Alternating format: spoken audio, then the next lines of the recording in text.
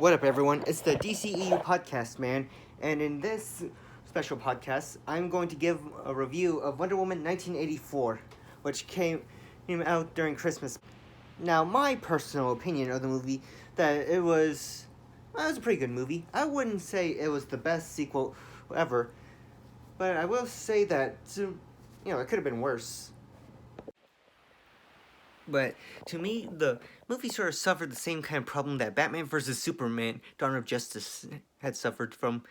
Like, there was too much distance and, like, a way too long build up to the final battle with Cheetah and Maxwell Lord.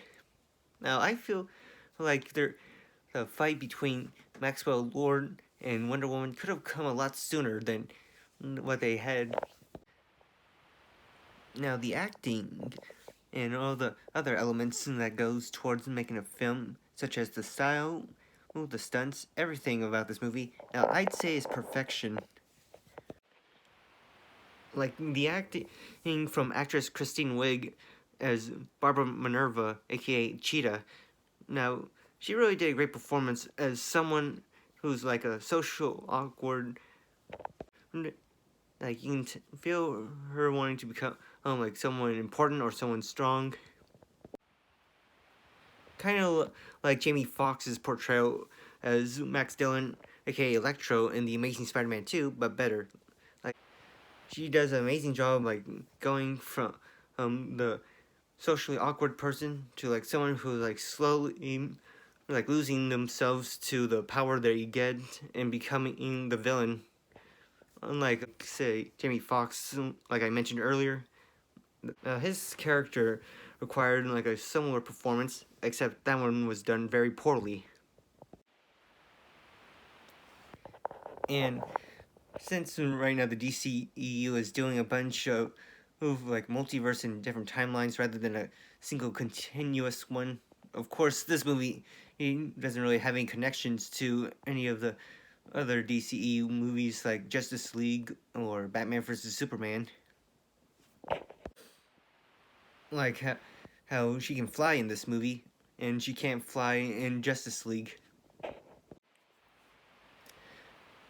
Although I must say that I feel, I wouldn't say I hate the ending, but I felt a little underwhelmed.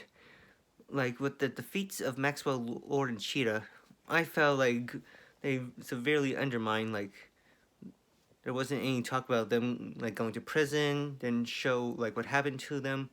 It's just, you're just left to wonder, like, what exactly happened to them. Especially since that in the post-credits scene, they didn't have anything revolving around Maxwell Lord or Cheetah, so there's no telling, like, what exactly they'll do with the knowledge of who Wonder Woman is, or, like, any kind of foreshadowing for the next movie, although there might be a little bit of a foreshadowing.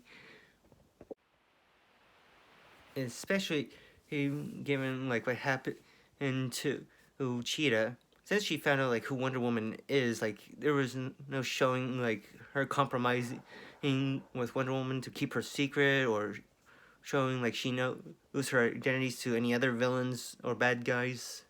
So, yeah, I feel like the end result of the villains were kind of poorly handled. Maybe in a second post-credit scene, they could have had Minerva in, like, a psychiatric ward, or maybe, like, a mental prison.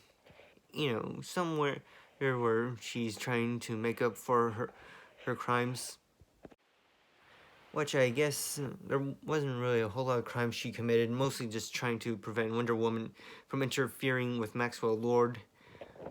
But maybe showing, like, Maxwell Lord being arrested and maybe having her arrested too, since she was sort of a mini accomplice. And of course, Wonder Woman 1984 had some great Easter eggs, like they had the business tycoon Simon Stagg, who in DC Comics was responsible for the creation of one of their underrated heroes, Metamorpho. And if you look on the shelf in Maxwell Lord's office, you can see an Egyptian emblem which belongs to Dr. Fate, the DC version of Doctor Strange. And, Dr. Fate is cooler. And some interesting callbacks to, like, previous Wonder Woman projects, like not just the first, but also the 70s live action show, and having her invisible jet. So, yeah, that was awesome to see. On a scale from 1 to 10, I would give the movie about, if I'm being honest with myself, a 6 or 7. Like, it's a good sequel, fun to watch, but it's not like the greatest sequel ever made. But Wonder Woman 3 is in the works, and who knows, maybe it can top Wonder Woman 1984 and the original both at the same time. Kind of like what Iron Man 3 did. And on to this next topic in this podcast, I would like to discuss about bringing in the underrated DC hero John Henry Iron, aka Steel, into the DCEU. First, a breakdown of who he is.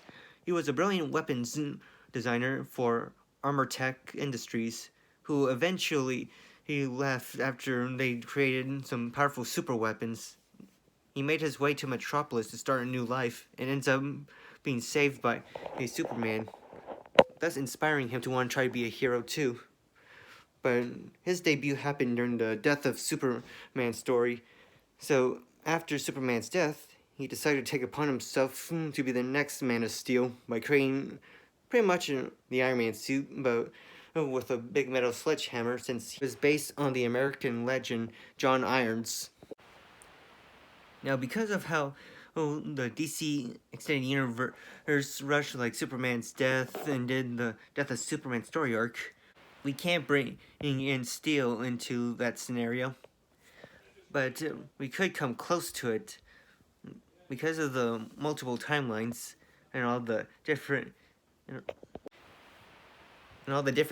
universes.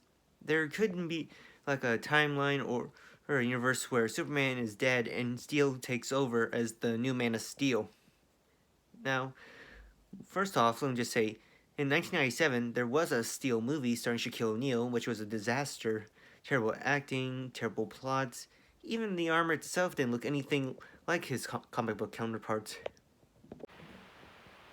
So to avoid that mistake, have an actor who can actually act, make a more comic accurate suit, or something better than what they had in the 90s version, and come up with a better story, something revolving around Superman. But with that being said, they could have Steel appeared in the current storyline within Man of Steel 2 if maybe it'd be someone like Superman Saved, or in one of the previous installments in the franchise had him make a cameo, or be someone that Superman saved.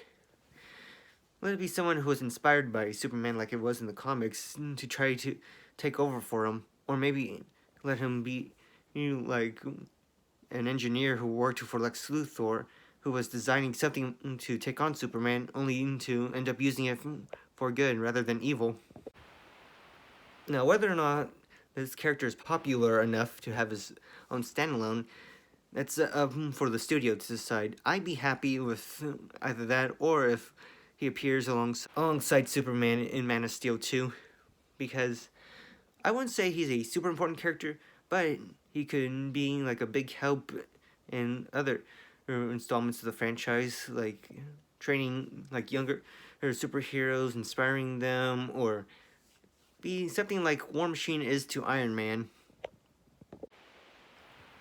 And within time, if he is recruited into the Justice League, he could be a valuable asset, could help them like repairs to the Watchtower, make like any of the spaceships needed in to go to and from Earth and the Watchtower, or just be like some major factor in helping to take on army of aliens or robots or whatever will be coming their way in the next Justice League movie.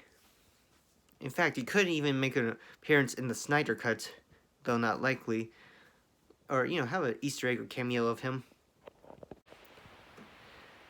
And speaking of Easter eggs, despite how terrible the movie is, it would be cool if whatever they put him in, whether it's a standalone or like in one of the Superman movies, if they had an Easter egg to the 97 movie, maybe have something relating to Shaquille O'Neal or whoever worked on the project, or even just have mention about not to make the suit as terrible as it was in the movie.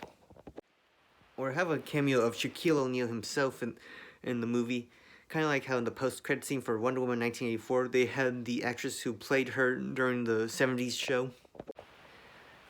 Another valuable asset Steel could be is maybe someday Superman will form his own like mini team, kind of like how on Team Iron Man he had like War Machine and Spider-Man because they were close to him. But within time, Superman can have Steel and Supergirl on his own little mini team, which could be like an epic team up within one of the Superman movies. I feel like that could be like in Superman 3 or 4. That's all for this podcast. Remember to hit like and subscribe to my channel. Thank you. Goodbye.